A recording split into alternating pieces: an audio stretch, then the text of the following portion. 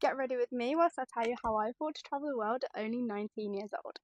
I started travelling the world when I was 18. I went to Canada, Australia, New Zealand, and I'm now currently 19 years old backpacking Southeast Asia. So one way I made my money last that I'd saved up was that I worked whilst I was travelling. So when I was in Canada, I worked for 4 months in a restaurant 5 days a week, and I went skiing on my days off and did fun stuff in the morning before my shift started. I also did the same when I was in Australia for 4 weeks, and working during those times pretty much paid for themselves and more because the wages were so good. Next is how I made the money last whilst I was travelling. First thing, do not drink alcohol. It is not the end of the world if you're not having a drink every single time you're at a restaurant. I haven't drank alcohol since I was probably in Canada, which was about February time.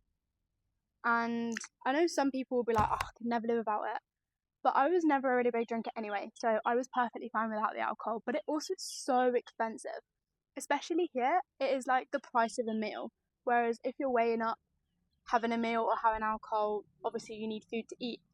So I find it non-negotiable really. You just sort of have to make sacrifices and choose the necessities over the luxury. And I think personally, if you're trying to save money and you haven't got a lot of money whilst you're travelling, I do think alcohol is a luxury. The reason for me not drinking alcohol whilst I'm abroad is that I'm so worried about getting spiked or about getting methanol poisoning, especially in countries in Southeast Asia where it is super dangerous.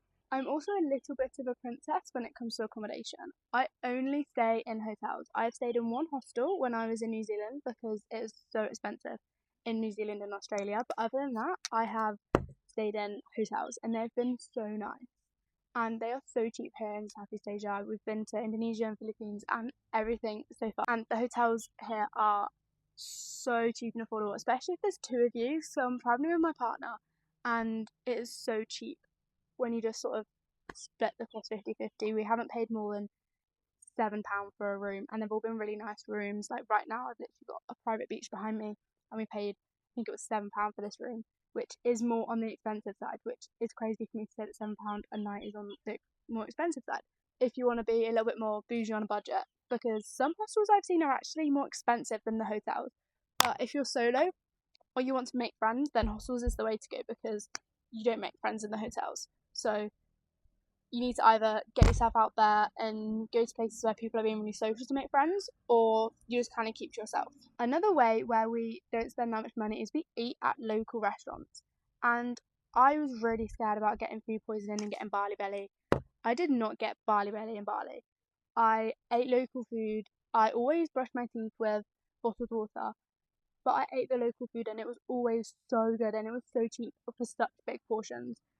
Like I definitely would have paid more for what I was actually getting. Some of the portions were like £2 and they were huge. Like I would be full for the rest of the night.